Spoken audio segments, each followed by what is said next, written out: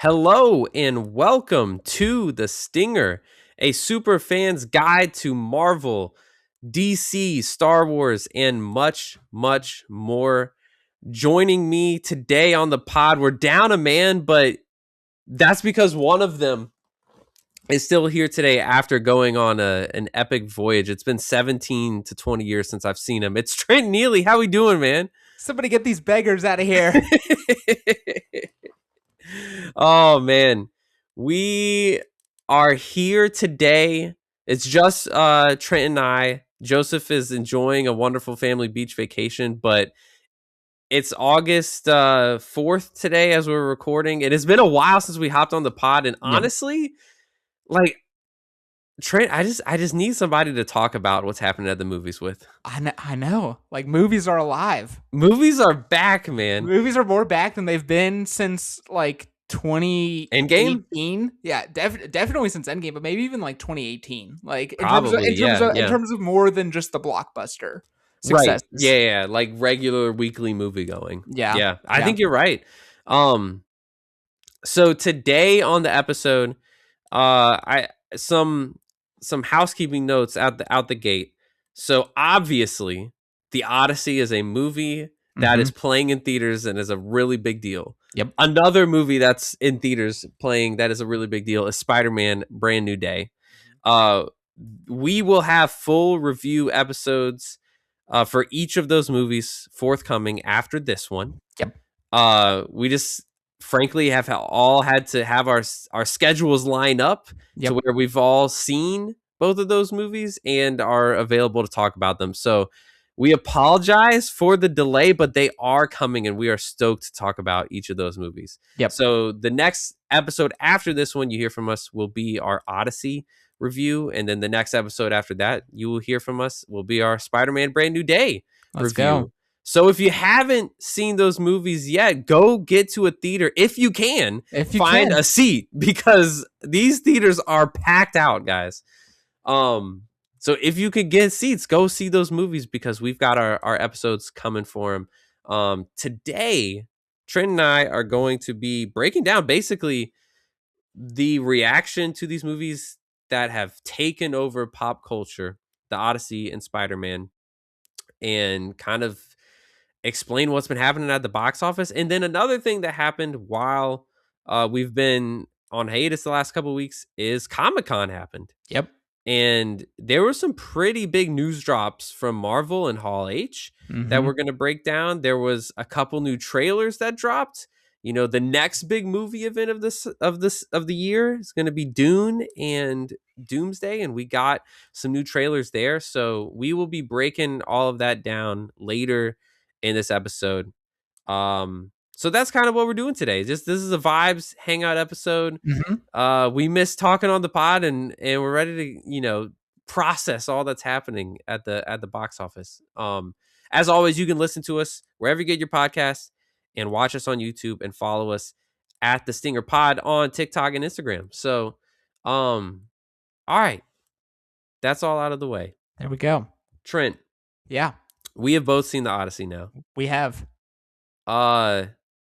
We're like I said, we're having our full discussion later. Just like spoiler free, how you saw this opening weekend, right? I saw it the Sunday it came out. Like, it was like 48 hours, and I was like, and then Emily's like, "This is happening. Like, can we buy tickets?" And I was like, Yeah. "Sure." And you saw it in IMAX?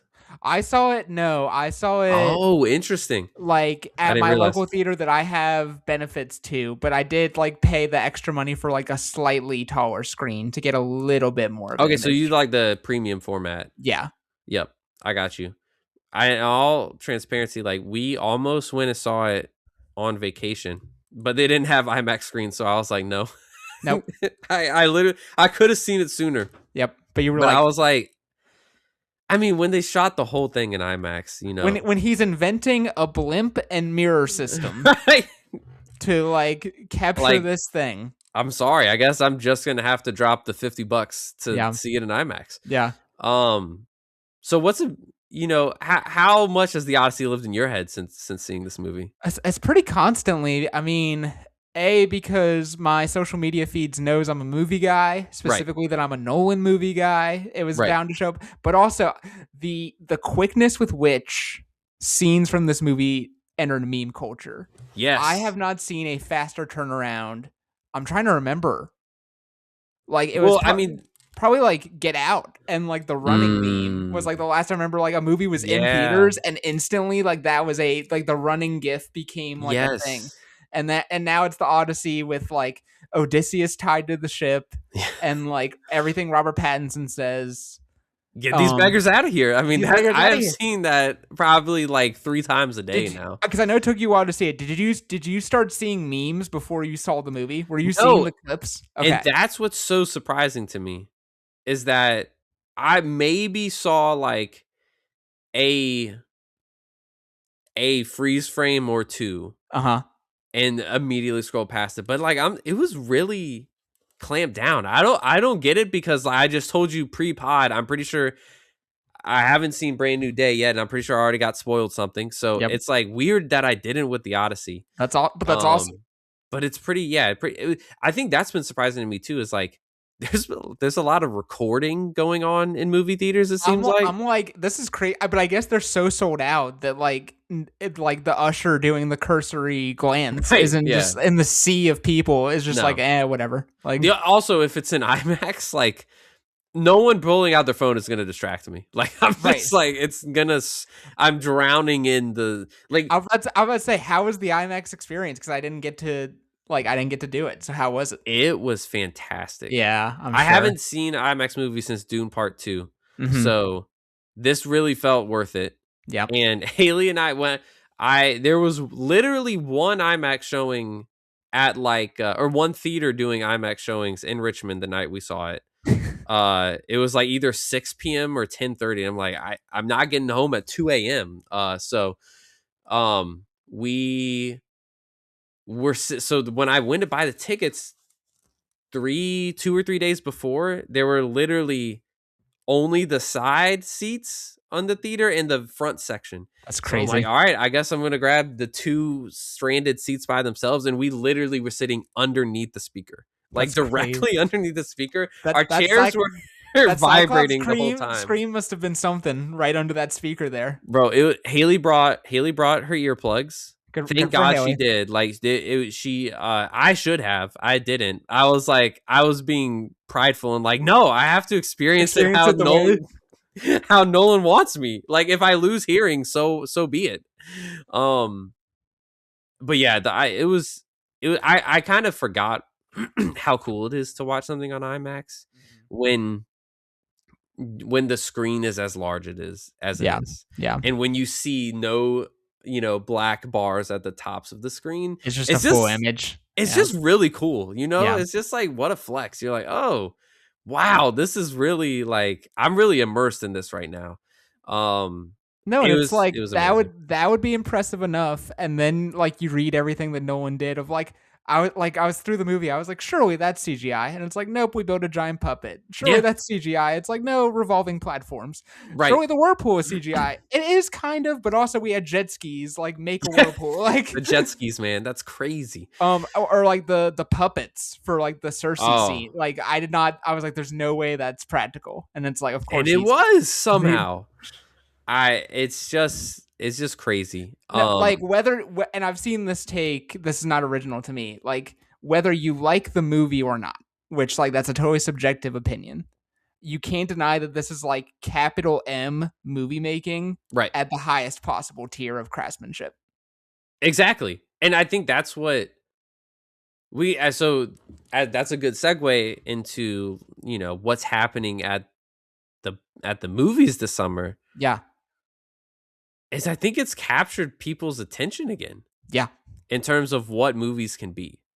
Cuz even so the last time I would say it felt, I know you said 2018 based on just a week to week thing. Right. It's the last time the box office and theaters felt like this, but from a blockbuster perspective, Dune Part 2 got a lot of buzz, but for sure. I think really the last time it felt like this was Barbenheimer. Yep.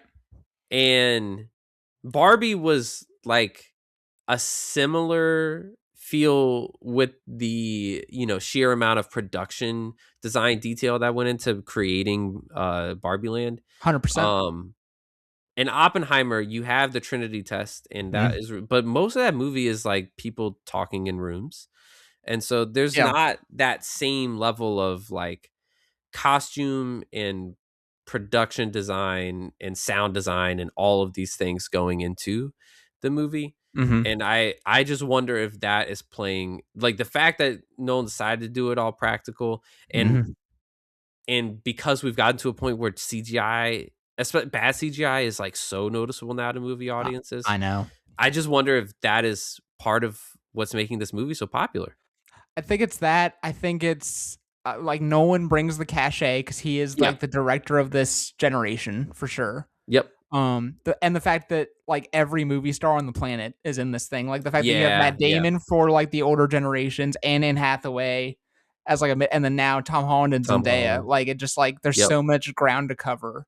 Yes. And like I'll save this. I'll tee up something that I'm going to talk about on the Odyssey pod, where like I do think this movie thematically is a synthesis of two themes that like no one's been Yes. obsessed with his entire Yeah. career.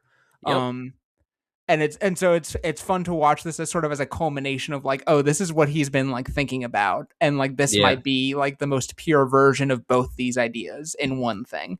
Oh, that's Um, interesting. and I'll talk about the rest when we Yeah. record. But Yeah. Yeah. I mean, it, I think you're right about which is, what you're saying about the star power in this movie, that, mhm. that's like the main draw. I think Haley had to go and see this movie. Like, she's not normally someone that's going to go see a 3-hour R-rated swords and sandals epic, but Mhm. because there were like, people she cares about and has seen spent a lot of other time with in movies, she felt more vested, which is surprising because I feel like a common critique you hear movies today is there's no more movie stars. That's it. And then Christopher Nolan just hired all of them. Exactly, and put them all in a movie. And a lot of times that will go poorly when you just stack an ensemble cast like this, but that's Right. not the case when Nope. it comes to Nolan, because he's such a talented director. Um, but yeah, I just think when you look at the in the 2020s, especially because of the COVID, uh and writer strikes hampering so many of the years of what was able to be released, like, this stands in stark contrast to any other blockbuster that we've gotten in the past decade, I think. No, I remember I was talking to Emily and Matt a few days after we saw the Odyssey, and I was like, I know we're only halfway through the decade, and I know like all of these movies I'm about to name are like very recent, and so it might be recency bias, but it feels like already just in the culture, like the Odyssey, Sinners, and One Battle After Another are going to be like the signature movies of the 2020s that we're going to be talking about like 10, 20 years from now. Yeah, you're probably right. I think there's some other, so Top Gun Yes, was of course, was for saving the also, theater industry. yeah, it's like, and when, because this feels similar to Top Gun, but in all honesty, like, when you compare the Odyssey to Top Gun, it's just, this feels way more serious. This Yep. feels narratively, Yes. there are things to glom onto here that is much more than just looking at something visually stunning on screen. Yep. Um, yeah, I think those are probably the big three. I think And Barbie too. I shouldn't. Barbie, and I would say Weapons might be in Ooh. that list as well. Maybe not on. It's definitely like a tier below Sinners Mhm. and Odyssey, obviously, but like, I think that the cultural weight of that movie is going to have a large size for years to come. Yeah. Um, so I to kind of put in perspective what we're talking about, Mhm. um, movie going habits, Yeah.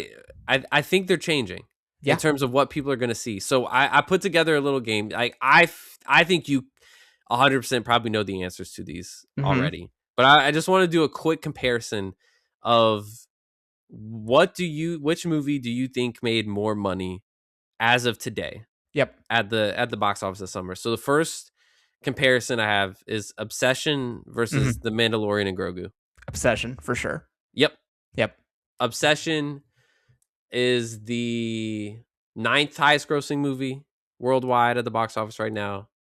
I won't say Star Wars, or I won't say Mando and Grogu yet, because there's one more I have with them involved. The Sheep Detectives or Supergirl. That's good.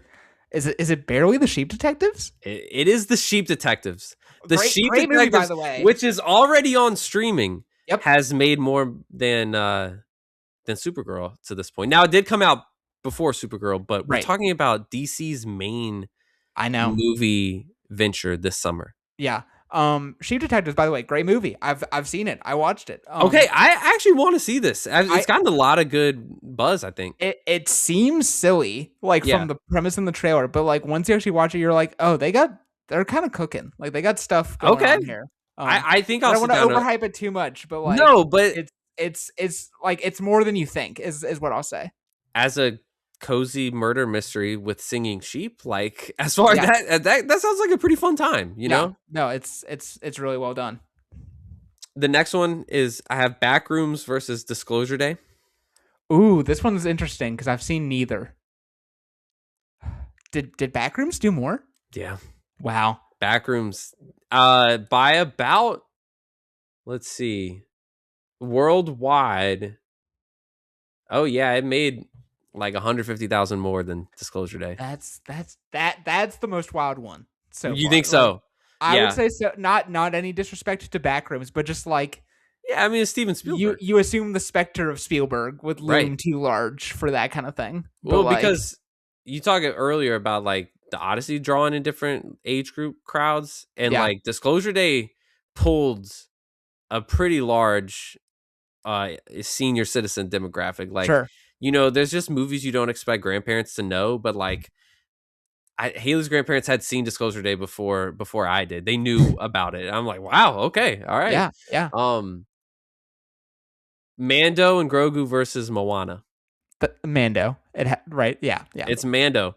But I mean, Moana fits into the fandom mold as well, and it's like that. Oh, it does. Live action Disney might be cooked. Maybe the biggest Disney animated hit of the 2010s. Yeah. That's crazy.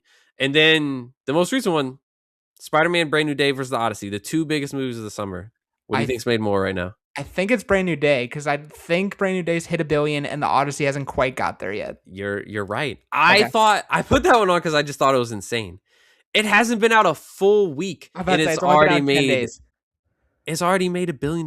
Yeah, That's nuts. Yeah, this it's always because you haven't seen Brand New Day, so I really don't want to talk about like plot details yet. Sure.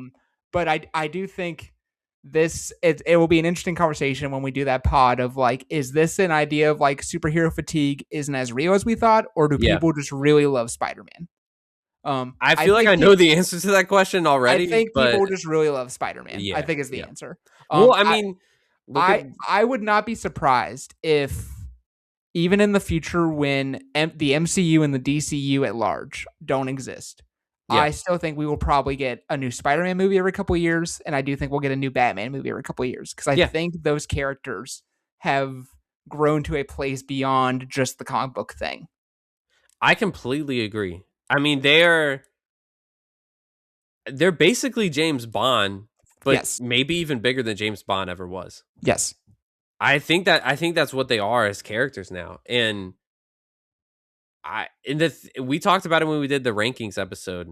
You can't find many bad Spider-Man movies. No, it may sound like harsh how I was on Far From Home on the pod. I was like, I'd still much rather watch that than most of the other superhero movies in existence for sure. Right.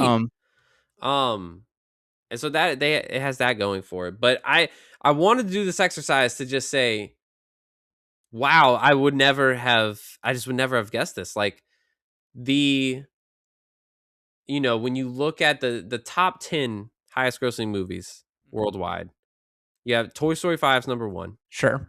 Spider-Man Brand New Day is number 2. Michael, the MJ is number 3. Super Mario Galaxy is 4.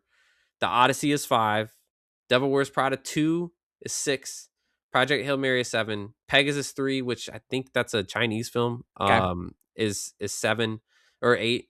Obsession is 9, and Minions and Monsters is 10. And then completely blocked out of the top 10 is Star Wars, DC, Yep.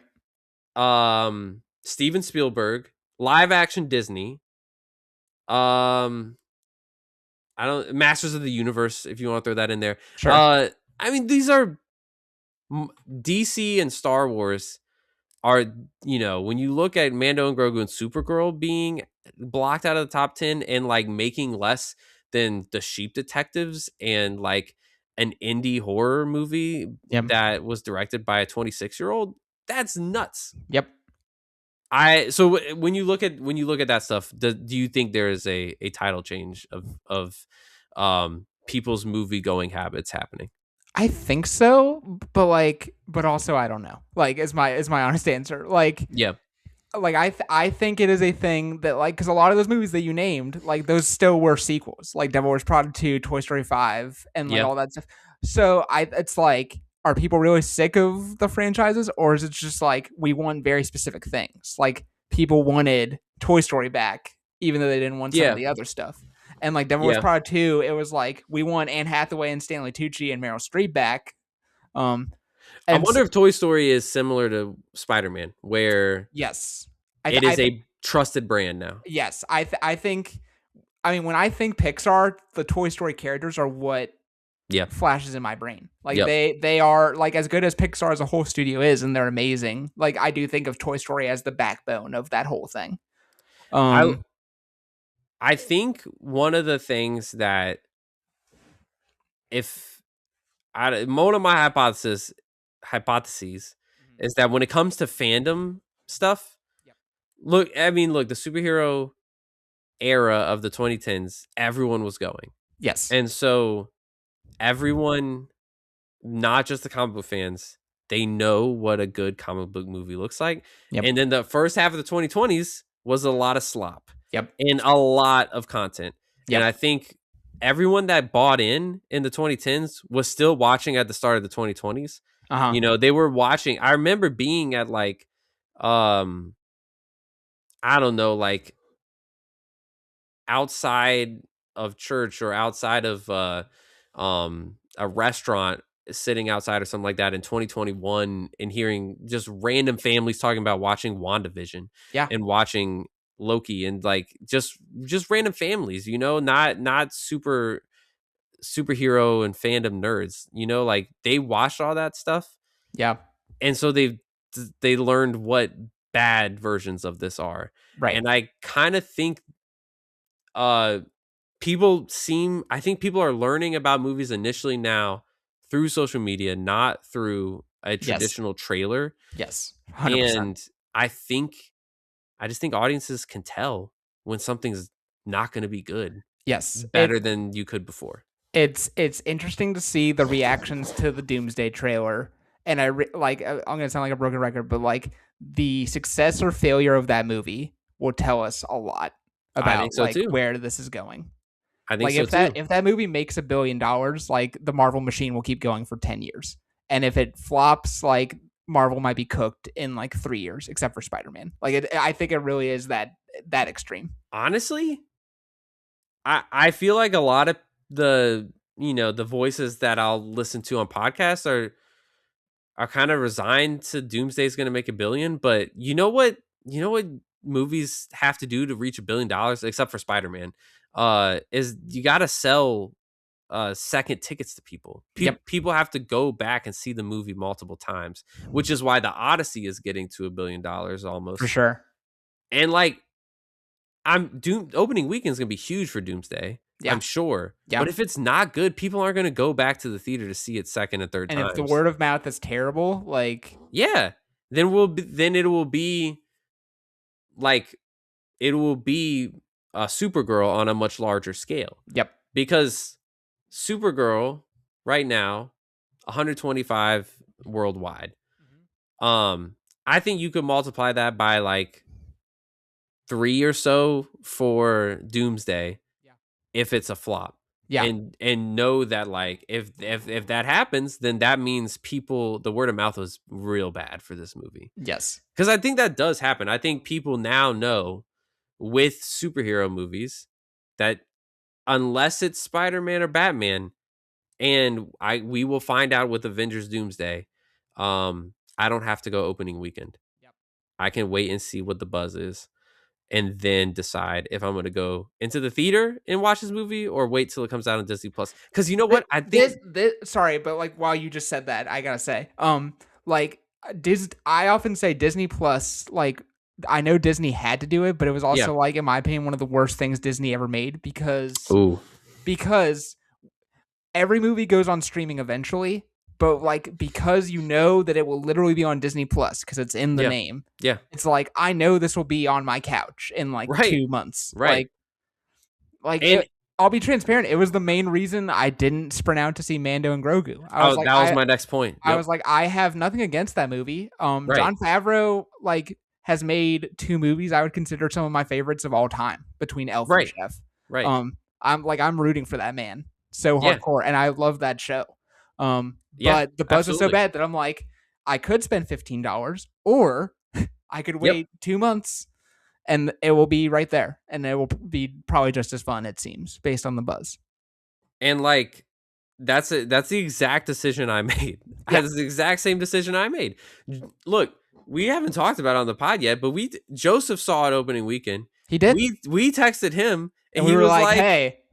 He was like, hey, it was fine. And that's coming from Joseph. I'm about to say, for people listening, for Joseph, who is like he's not like blind to something's flaws, but who is like a very big Star Wars person. For him Reads to say every comic, is like very deep into the lore. For him to say something is just like fine or even pretty good is like, like that's a major condemnation. It's very telling. And so, yeah, I was like, all right, like this is not essential. Like, yep. Yeah. I think, it helps, I think, for the smaller movies like an Obsession. Yeah. That really popped off this year. That like, by all accounts, it's a good movie. I saw Backrooms and I really, really enjoyed it. Mm-hmm. And I think, Project Hail Mary is another movie that sits in the top 10. That's not like, a small indie movie or anything. It's obviously a huge budget production, but it's an original. Well, it's not original. It is a very popular book, but it's a very popular book. But it's I would say to the wide movie going public, it's probably not something people have read or are as familiar with. It's got a movie star. No, if I was if I was selling it to people who hadn't heard or read of the book, I was like, Ryan Gosling is awesome in this. Go watch it for Gosling. Right. And then I was trusting that like the movie itself and Rocky and everything else would like win them over, and it like 9 times out of 10 it did. Yeah, exactly. I think basically it helps that all of those movies were actual good movies. Yes. Right. This is the thing. Like, it's so weird because it's a subjective question of like what is good, what is bad, but like there is like this base level of like when is a movie at least trying to do something, right? And when is a movie just trying to like phone it in? Yeah. And I think, and you sort of said that like audiences are starting to get more of a nose of like when like a movie's at least trying, even if you don't like it. Like the Odyssey is trying something, Hail Mary's trying something, Obsession's trying something. And some of these big studio ones, it seems like it. Not that the people who like made it, because I want to be careful here. Like the people who made it and worked on it, they worked hard. I don't want to take that away, but like the studio thinking behind some of this stuff in a bigger picture way. Yeah. Maybe didn't think of it in such a deep way. Yeah. It's like Mandalorian and Grogu was supposed to be season 4 of The Mandalorian. Right. And it's like, and then they were like, make it a movie instead. And so they were like, oh, well, we don't want to alienate people who haven't seen the show. So we don't like want to move the story forward too much. Problem with that is people who like are like, oh, it's from a TV show, probably weren't going to see it anyway. So then people like us who seen the show and maybe we're going to go see it, it's like, but this doesn't advance Din and Grogu in any way. And so then the movie ends up creatively in this no man's land where it's like too alienating for people who haven't seen this show, and then it doesn't move anything for people who have. and I think that's what happened there. I think you're right. It'll be interesting because this is like a big feast or famine year. It seems like for the IP stuff, with Spider-Man already making $1 billion. It'll be interesting to see what Dune and Doomsday do around Christmas. It, Even Dune, I'm kind of curious about. Not that I think it's gonna flop or anything, yeah, but that movie's lived in the culture in a weirder way than I would have thought. Where like I feel like Dune 3. yes, or like that franchise. Oh, I see. I see. I feel like everybody is like these are well made movies and I really like them. But I don't get the sense online that people are like, I have to see the end of Paul Mm, Atreides' story here. It seems like most of the hype is like, I can't wait to see what Denis Villeneuve has like yeah, cooked. Not so much like I'm so entranced by the story of Paul, which I find fascinating. yeah, that's true. But I think the second point you made is enough to carry a Oh, pretty big box office. I'm not saying it's gonna flop. I just think it's really interesting to see where that Yeah, movie's gonna sit. yeah, you're right. I do think it's more about the spectacle than it is the narrative happening in the series. Which that's totally fine. Like Yeah, yeah, that's not a problem. yeah, but yeah. I think I'll be curious what a year. So like last year, Mm-hmm. Superman, Fantastic Four, and Thunderbolts all did like relatively well. Thunderbolts didn't do great at the box office, but But they did well. yeah, they did moderate uh to pretty good at the box office. And this year you've got duds and you've got kingmakers of Brand New Day and Toy Story 5. So it'll be interesting what what the tail end of the 2020s looks like. Especially because for 27, we already know we're only getting one Marvel movie and one DC movie next year. And one Everything else Star Wars movie. And and that's one like Star Wars and everything else got like either delayed or canceled. And yeah, so yeah. it's like, oh, they're already like pulling back a little bit. I think to Yep. see how the end of this year goes. Yep. I think you're right. Um I mean, I would predict that this is more of what we see going forward. I would say so. I and it's you know these companies, these studios, they have streamers now, and Yep. so maybe more effort goes into making TV shows or straight to streaming movies, or but like I just have a feeling that you're not gonna get what we got in the peak of the MCU anymore, where Mm-hmm. studios are going to take chances on like smaller characters. It's Right. just I just don't think it's going to happen. I see, and that limits the amount of movies you get year to year. So, it'll be interesting to see where it goes. But we do have some new characters to talk about Yes, we do. because Comic-Con happened, like we mentioned earlier on the pod. Um, and several things happened at Comic-Con. Yeah. We'll get to the news in a second. This didn't happen at Comic-Con, but it happened right before, and that is the first official trailer for Avengers Doomsday was Sure dropped. did. Sure did. Um, I've got, I don't know. I've got lots of thoughts on it. Trent, where are you sitting with Avengers Doomsday after that trailer? I'm more nervous than I was, which is Yeah, saying something. yeah, Let me say a few positives though, because I do yeah, like to keep things yeah, positive. yeah, yeah, I like that Robert Downey Jr. seems to be doing a genuine performance for Dune. yeah, Like the voice is there, the vibe is good. I like Chris Hemsworth's whole vibe in this trailer actually, yeah, and yeah. I like that it seems to be because the Russos for these big movies smartly in the past have like picked a smaller group to be like the leads. Like in Hmm. Infinity War, it was like Tony and Strange, and then in Endgame, it's the original six. Yep. I feel like they're saying Thor's going to be like one of the main people in this one. Oh yeah, for sure. The Doom stopping Stormbreaker thing is cool mostly. Yeah, yeah. And then man, I just like the fact that none of these people have met each other. I know. Not even like the Fantastic Four haven't met everybody because I know they're on a different planet. But like the fact, like literally, I was thinking about it the other day. I'm like, only Sam Wilson and Steve Rogers and Scott Lang know each other. I Yeah, think like it's three people. yeah. I think you're right. And so is like the first hour of this movie just going to be like, what is a Fantastic Four? What is an I know. X-Men? I Like, know. and I I just don't know, that man. that's a little worrying, right? Like, And it was so weird to me because like famous or kind of famously, like this trailer basically premiered at CinemaCon. yep. Like they did the footage didn't leak, but everyone like gave a beat for beat just description of what it Mm, was. mhm. And this trailer was like 99% the same. I think the only thing that was new was Loki showing up in the trailer. It was like a new thing. Oh, right. Yeah. Yeah. Um I do think what could be one thing that could be interesting about this trailer is I don't think Doom will be, and this is not a me theory, this is a lot of people. I do not think Doom will be a villain from the jump. Oh, you I don't think so? Oh, I that's interesting. I think something or someone else is causing the incursions because he says in the trailer like we will have to Yeah. make an unthinkable decision. And That's so right. I think the idea is actually that he's like Doom is like incursions are happening and we have to do blank to stop it and it's going to Yeah. divide the rest of the cast. And that's why like we're seeing like Oh, that's X-Men interesting. fighting Shang-Chi and like stuff like so I think that idea of like the villain isn't the villain right out of the bat is Yeah. interesting. You know you know what? Go ahead. Uh we see the post-credit scene for Fantastic Four that Doom is with Franklin Richards. Sure do.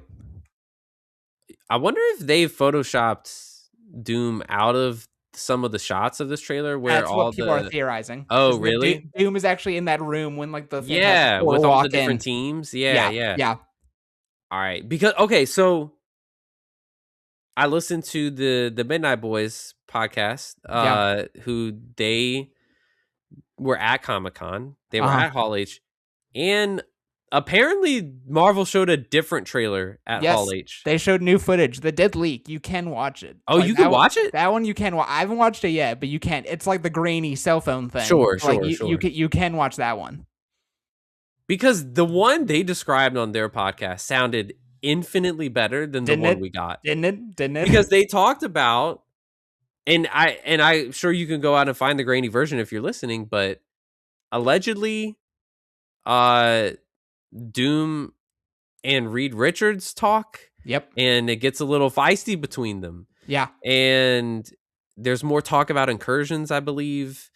And I just felt like um based on what I heard and uh it seems like maybe there's more of an emphasis on that relationship. Yes. And that just seems like way more of a reason to more of a selling point to this movie. I think that's the thing when you watch this trailer that they did release.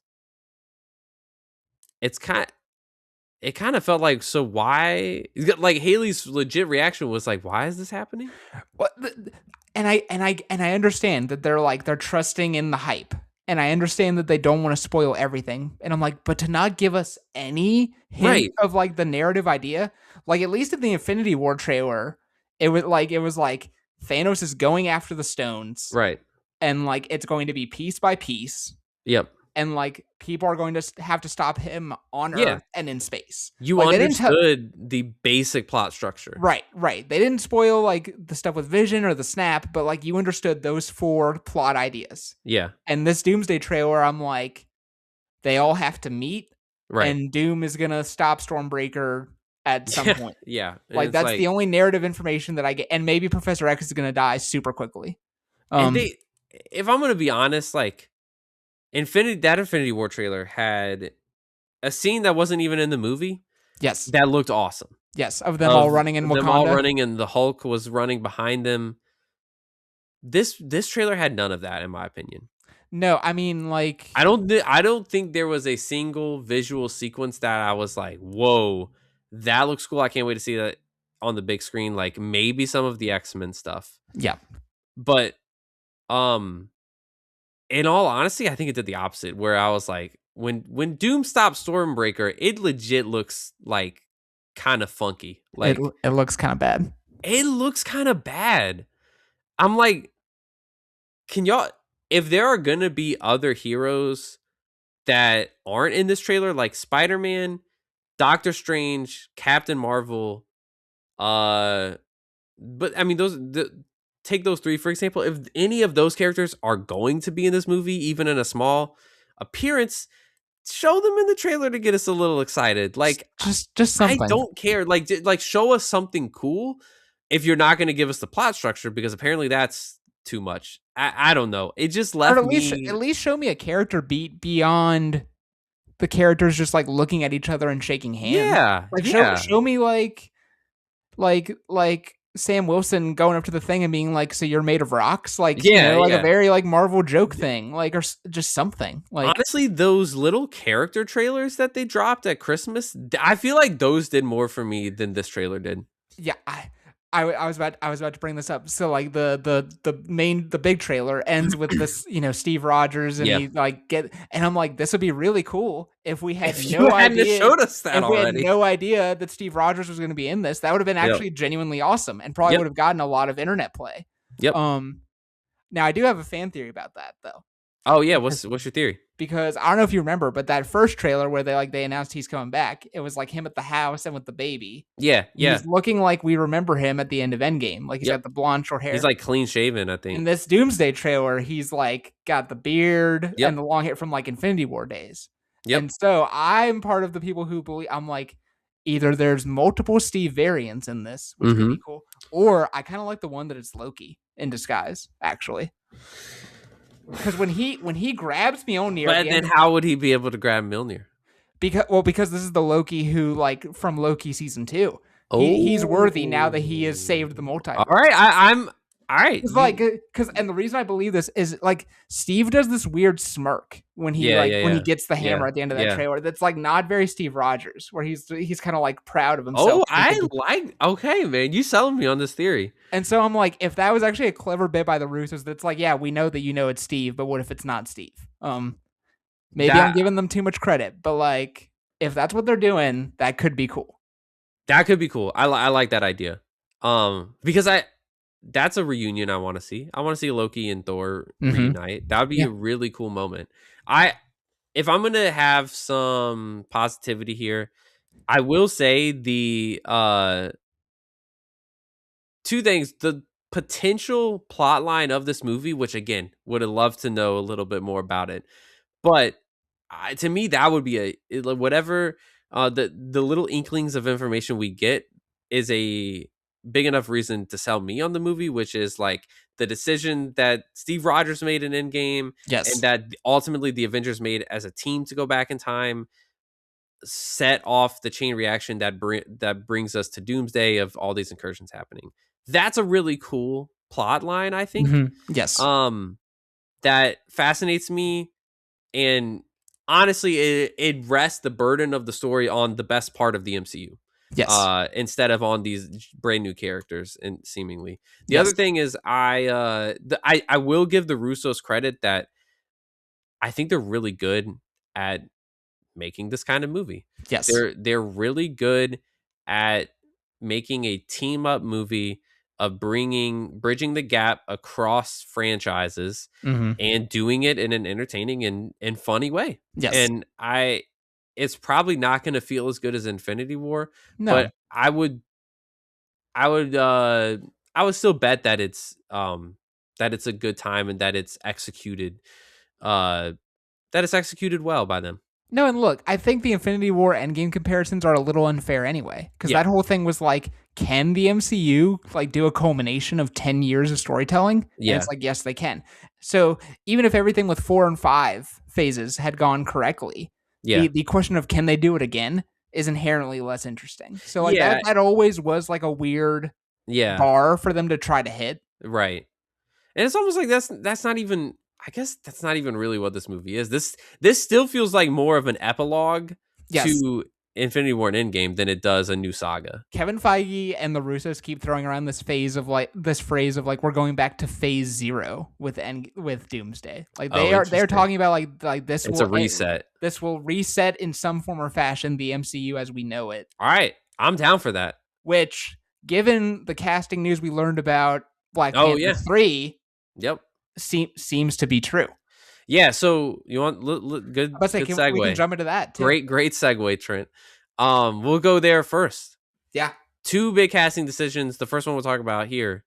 Black Panther 3 got announced December 2028. Yep. Ryan Coogler back to direct. Mm-hmm. And the big reveal is that we're going to have a new T'Challa or T'Challa's son, aged up, played by David Johnson from The Long Walk and Alien Romulus and Industry. Yep. I have not watched any of those things. But I've seen Alien Romulus. He's quite good in Alien Romulus. All right. That's great. How'd you feel about this announcement? I was surprised, but I was like, this is awesome. And then start seeing the photos of David Johnson and Chadwick side by side, and I'm like, this is actually kind of perfect. Yeah.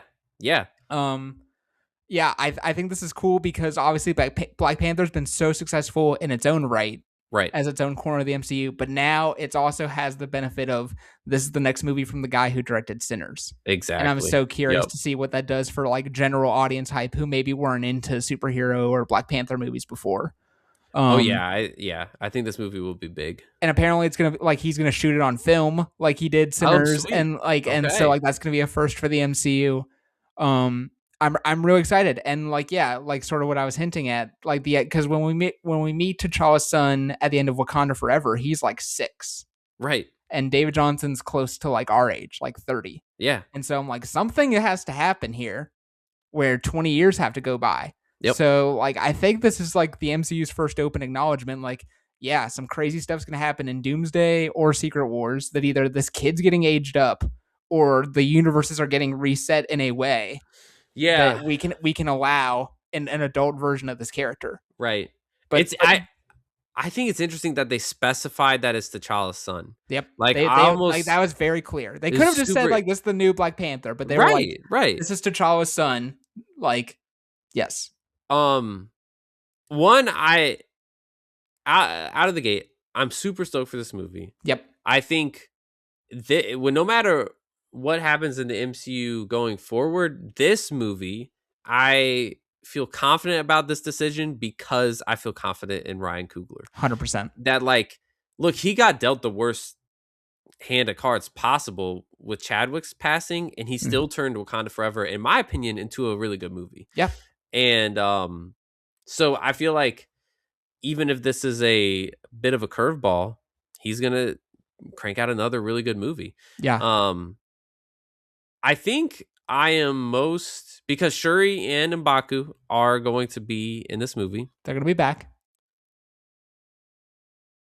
I'm not gonna lie. I think I'm a little confused, and I just don't know if it's a good idea to either have 2 Black Panthers or to demote Shuri. I know it feels like neither one seems like a great option to me, I guess. But again, I think the Midnight Boys talked about it, where it's like, if anybody can figure out how to do this, like you're saying, it's Ryan Coogler. That's true. If anybody has an idea of like, he had to know when announcing this that was going to be like one of the main questions. Yeah. And I feel like he's like, I have an idea. Don't worry. And I was reminded that like his original plans for Black Panther 2 before Chadwick passed was like T'Challa taking his son on this coming of age ritual to like help really him grow. And so I'm like, oh, I think he might be recycling at least some version of that script that he did, because he was like, I loved that script. It was going to be so cool. Yeah. And then they obviously had to change everything. And so I'm so curious. I am too. I think I do feel for, so like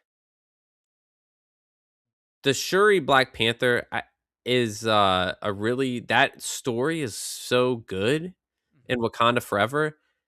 We'll see what it's like in Doomsday. It's so hard though to follow up what Chadwick was as Black Panther, that I'm like, Shuri as Black Panther is fine, but not my favorite. And then when you bring in his son to be Black Panther, no matter what, Shuri's going to seem like Black Panther B. Yeah. And I think that's a little tough for, to do that to the female hero, and I guess one of the female heroes in this franchise. Yeah, no, for sure. So I think that I'll be curious to see how it plays off. It may not actually feel that way in the movie. Yeah. But that would be my concern, I think, right now. Yeah. But do you think this is what I'm thinking about when you're talking about the script that Ryan Coogler wrote? Mm-hmm. You think we're gonna get Denzel in this movie? Supposedly, like everybody was like he was spotted in San Diego, like Oh, before really? like everybody was like he is in LA, he is at San Diego, they're gonna bring him on stage. Like there was Oh, like leaker accounts. There was like this is like the announcement's gonna happen. Cause like famously, for people who don't know, or not famously, I guess, but kind of like when he was promoting Gladiator 2, like Denzel very casual, which is in yes. 24. Denzel very casually was like, "Oh yeah, Ryan Coogler's like writing me apart in Black Yeah. Panther 3," and it's like Black Panther 3 hadn't been announced. Ryan Coogler hadn't said anything. Like, Sinners hadn't even come out yet. Like, yeah, yeah. And yeah, then I was just like, oh yeah, I'm gonna be in the third one. Um, that's crazy. I I mean, love I it. I would love love it. it. I mean, I genuinely think Denzel is like one of the best actors we've had Period. ever. Yeah, So yeah. like, if we can get him in this in a really cool way, I like sure. I think it'd be really cool. I hope he's in it for as far as I'm concerned. Which the only reason I thought maybe he wasn't going to be in it is like Marvel has rarely gotten like not to be disrespectful to their actors, but like has Yeah, rarely gotten like A-list movie stars. right. Although there was another thing at Comic-Con that happened There you go. that Great, like dude. Crushing the segues today. thank you. That I was like, oh no, they can get these like A-list people who Yeah. are famous for other stuff. Why don't you talk about it? So like after years of speculation, truly, Yeah, Ryan Gosling is going to be Ghost Rider in the MCU. that's right. That's in right. a He movie is. directed by Sean Levy coming out in 2028. I um I was so excited to see this. It's like the Gosling, he is completing almost all of his blockbuster checklist now. Yeah, Like seriously. all that's left is like Middle Earth and like Star Trek, and like then he's good. Yeah, he's got to get a high fantasy series in there. He might miss out on Dune, but maybe there would be something else for him. Yeah, Look, I am really loving this phase of Ryan Gosling's career. I'm so happy he's having so much fun. Like, Yeah. And like I know they're not all like critical masterpieces, and he's definitely gone into a phase of making movies for his kids, but like his taste in making blockbusters, in my opinion, he's made the good ones of the past few years. yeah, Like Barbie, I Barbie, really love that movie. Barbie's great. The Fall Guy Yeah, maybe didn't do great at the box office, but it was a really fun movie. And then obviously Project Hail Mary this year, yeah, just absolutely fantastic. I'm really excited for Star Wars Starfighter. yeah. I think that's probably the piece of this that's worth mentioning. Yes, that like clearly Disney and Kevin Feige Yeah. have like confidence in Starfighter as a movie. Yep. And clearly Ryan and Sean Levy got along so well Right. that they're like, we want to make something else together. What are your thoughts on this pairing of Levy and Gosling? Because like beforehand, Levy was like the Ryan Reynolds guy because he did Free Guy, that Netflix movie, I can't remember what it's, the Adam Project, and then Deadpool Wolverine. Yeah. And he seemingly is going that into a Ryan Gosling partnership where with two movies we haven't seen yet, Star Wars Starfighter and then Ghost Rider. Yeah. I think it's super fascinating. Sean Levy's an interesting director where I'm like, this guy's weirdly important to my childhood because he directed. So what else? Yeah, you might have to enlighten me. Because he directed Cheaper by the Dozen with Steve Martin. Ah, there you go. Which is a classic on the DVD player for car trips. Yep. Night at the Museum is all Sean Levy. Really? Yep. Oh, I'm enlightened. And then the Pink Panther remake with Steve Martin is Sean Levy. Wow. So like he's weirdly important to like my cultural fixture. Yeah. Deadpool and Wolverine is a movie that I have such complicated intellectual feelings about. Yep. Literally, it sounds so pretentious, but like literally as a concept of a movie, like I'm like this barely actually qualifies as a movie to me. You're right though. I mean, and yet when I was watching it, I had a lot of fun. It was a good time. Yeah. And so I'm very curious. I know like a lot of the comic fans are already like upset or nervous because like Ghost Rider is like a very famously like horror based thing. Yeah. And like Sean Levy has mostly made like fun kid movies. Comedies. Yeah. Right. Yeah. And so it's like, really? Like this? But even Ryan Gosling, like this is like gonna be a pivot of like if they're really gonna do like Ghost Rider, like to the point of like if they're really gonna do it, I don't even know if I'll be interested if they go all the way. If they go full horror. Yeah. Yeah, I just don't think that will happen. And like there's another part of this too where it's like if they do go full horror, like this feels and like Ryan Gosling supposedly pitched this. I'm like, this feels strangely close to Blade. This feels very close to Blade. Oh, like in terms of concept or Yes, like the movie? Okay, okay. Yeah. like the concept of like an actor calls up Kevin Feige and is Yeah. like, I would like to play this person. And Yeah. then Kevin Yeah. Feige's like, we have no plans to do this, Yeah. but I think it could be really cool. Yep. And then like famously like this week, like they just announced like Blade isn't happening and Mahershala Ali Yep. like They put Marvel on Mahershala blast. Ali and the director of Blade made their own Blade movie that's not called Blade. Yes. Called Your Mother, Your Mother, Mother coming out later this year. Yes. I mean, that's crazy. Yes. And then Mahershala Ali like put Marvel directly on blast. Did like, he really? Oh yeah, he was like, you had me under contract for 7 years and you like have billions of dollars at your disposal. Like if you wanted to make this, you would have made this. Yeah. It's one of the biggest fumbles it's crazy. in history. Like it's crazy. That movie would have been amazing. Yes. That movie would at its simplest level, it would have been so freaking cool. I was about to say, Mahershala Ali just slicing up vampires. Right. Even if it wasn't amazing, that premise would have been worth watching. Just cool. Just a cool movie. Yes. Which honestly, so that's how I feel about Ghost Rider.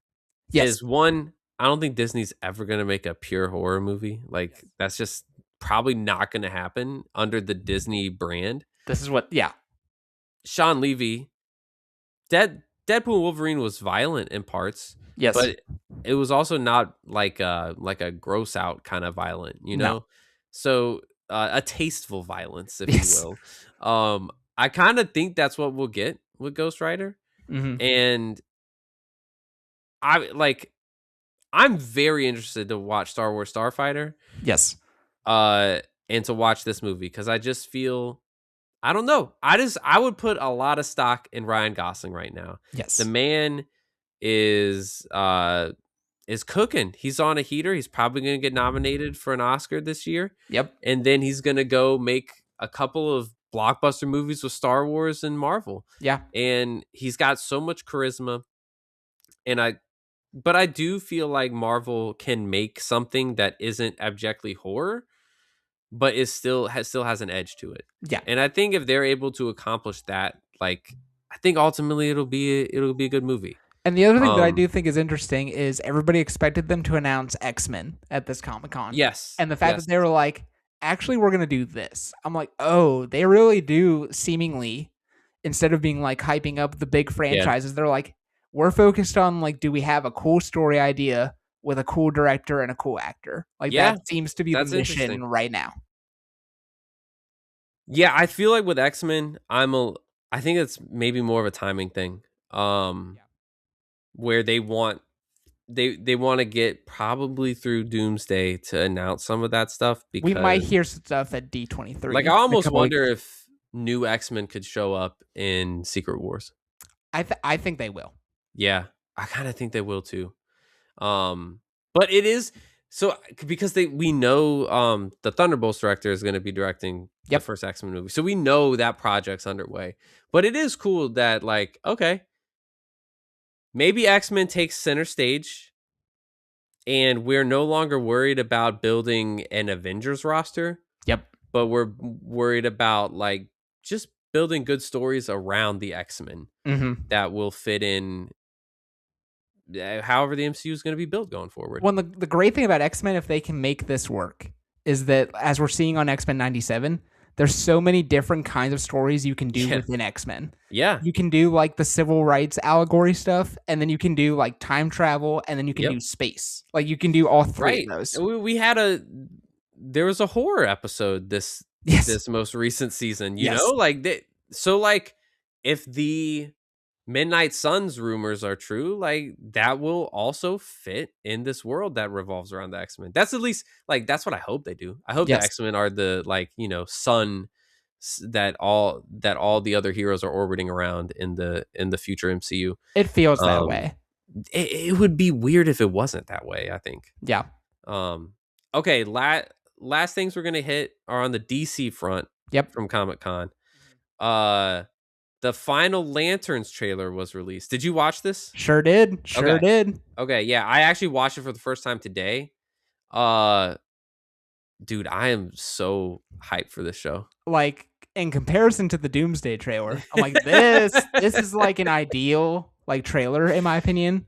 It was Of like like 3 minutes long. It was it a was long trailer. it was very long, but like and yet somehow didn't seemingly spoil everything. Like I was like, Yeah, I thought so too. We do no, know that a few. You could talk about it. We do know a few key like DC heroes or we, DC characters that are going to make appearances. yeah, like we learned in this episode that like at least one of the main antagonists is going to be the White Martians, which Yep, are like shapeshifting aliens, which also could set up Martian Manhunter, one that's of the right. key like Justice League members. Yep. Um, and then we learned Sinestro does exist in this universe and has already been Yeah. imprisoned. Big Yeah. deal. But yeah, I loved everything about this trailer. It seemed like an actually genuine mix of the True Detective but space cop thing that you'd Yeah. heard them like Yeah. marketing, and I was like, is that marketing phrase or is that real? And I'm like, oh, it looks like this is actually real. Like there are parts of this I trailer know. that are like pure detective show, but then they did show the green They to did. to call back the memes. Like they were like, here are constructs of I them know. making crazy shapes and stuff. And the main thing I loved about this trailer is instead of because the first trailer I was a little bit nervous of the vibe of how Jordan and John Stewart being Yeah. like, you're old and I'm young. Right. But actually, this new trailer reveals it's like, oh no, both of them are like, you are in the way or a Yeah. threat of me keeping this job. Yep. Like Yep. John Stewart, like Hal's like, John Stewart's my replacement. And then John Stewart's like, there's no way Hal's ever going to let me have this ring, even though it Yeah. should be mine. And I'm Yeah. like, that is a much more interesting thing to base Oh, their it's dynamic awesome. around than like, you're young and I'm old. Yeah. Someone in the trailer saying you're the backup quarterback. I was like, boom. All I needed to know. I'm sold. That's all you got. I'm sold. And then what can I say? Just Coach Eric Taylor saying the Green Lantern oath. I knew as soon as he was cast how my brain wanted to hear it, and then he said it exactly how I wanted to hear it, and I was like, the ASMR is hitting so hardcore. Oh, it's so good, man. No, I'm at the risk of overhyping, but like for myself. Yeah. But I like genuinely loved everything about this trailer. And I think another thing to note that they have Damon Lindelof who did the Watchmen TV show, who did Lost, and then the guy who Chris Mundy who did Ozark working on this. Oh, very cool. And so it's like these are people who like know comic books, but also know how to do like prestige TV. And Yes. obviously HBO like helping them develop this, like they really know how to do like the mystery stuff with like Mayor of Easttown and True Detective. Like these are people who know how to make a story like this. I will say the trailer actually, it really read more like a HBO show than it did a superhero show in some 100%. ways. And I think that's a good thing.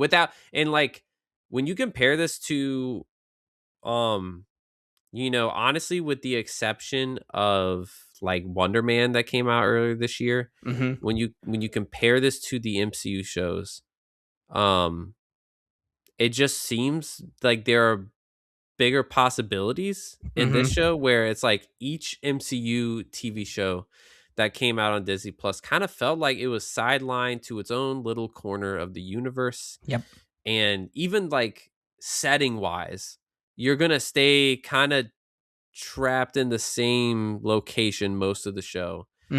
And I love that this looks, like you said, a perfect blend of True Detective and space cop. Like we are going to go to space, but we're also going to be in the small little Western town. And we're also going to introduce other characters in the DCU. Like I think that is something I'm really excited about, because I haven't seen superhero storytelling use television to do that yet. Yep. And maybe that will be harder for James Gunn to pull off on the movie front, but in terms of a TV viewing experience, like it'll make the show better. It will in my opinion make the show better, that the stakes seem larger than like with each MCU show, you kind of know nothing that important is going to happen. And I think with this, it just doesn't feel that way. It feels like this show could break containment and start impacting other facets of the DCU. Especially since we know Aaron Pierre is going to be in Man of Tomorrow. Like right. I forgot about that. We know for sure we're seeing him again very soon. Yeah. I totally forgot about that. But yeah, this is going to be good. I just know, I just have a feeling that this is just going to be a good show, and I can't wait to talk about it after it's fully released. Lastly, Clayface. Yep. You know, we're not a horror movie watching bunch on this podcast. We are not, so it's weird for us We're to not, talk about it. I'm But growing. I gotta say, I believe I'm gonna be watching Obsession soon. I'm growing my tolerance to this stuff. But this is a horror movie. Yep. What did you think of the most recent trailer, Trent? So I didn't actually have the guts to watch it, but I've seen Okay. like clips of it. But like maybe I'll watch it eventually. What I do love find it. fascinating about this though is that like but that tells me something, right? Because like Yeah. the criticism of the MCU a lot of the time is like they do these genre pieces. Like Yeah. or like the heist movies or spy movies, but ultimately it's like heroes and villains punching each other. Yeah. This feels, and James Gunn actually did say this, but I didn't know if it was marketing or not. Like this feels like a horror movie, not like Yeah. a superhero thing with a little bit of horror. Like this feels like a horror movie that they made that just happens to also be Yeah. in the DC thing. And I Mhm. think whether that's for me or not, or for anybody, like I don't know, but I think that is a cool thing of like if they can pull this off and like the movie does well, of like this is a way of proving that like the smaller character and lower budget movie can go forward. Because I think the rumored budget for this is like 40 million. Which is unheard of for a Right. And superhero so it's like movie. it will theoretically be very easy as long as the word of mouth is good for this to get its money back. I kind of think it's going to be a profitable movie I think so, because because it's coming out in September, I think, and there's not a whole lot surrounding it. no, Like, and to do with the other thing is like people do go like just like superheroes movies have their own cult of fans that will go to every movie no matter what. Yep.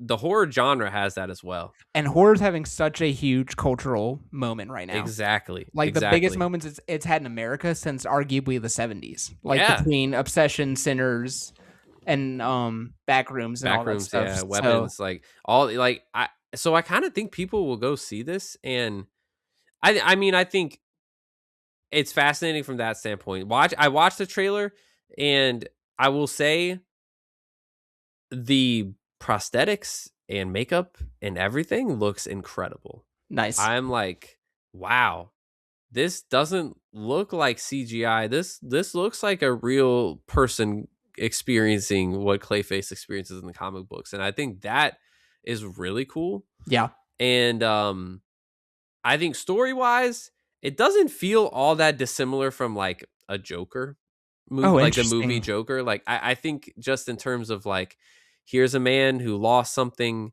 and he's mad at society and the judicial system and infrastructure for not helping him get back to, where he was before he lost what he lost. Yeah.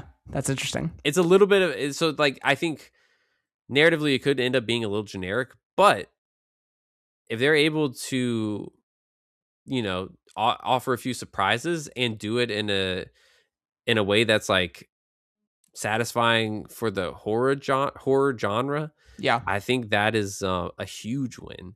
Yeah. I'm like tempted to see it, honestly. Like Let's go, Josh. just for the sheer like this is the first of its kind. Yeah. Yeah.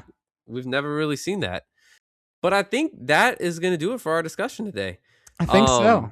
I feel like we hit all the major news that's out there. I think so. Captured the feeling of what we're experiencing at the movies this summer. Yeah, good job, everybody. Apparently, it was like the biggest weekend in the box office ever between Spider-Man and the Odyssey. So, Oh, that's cool. I Go- didn't go realize us. that. Go us, yeah.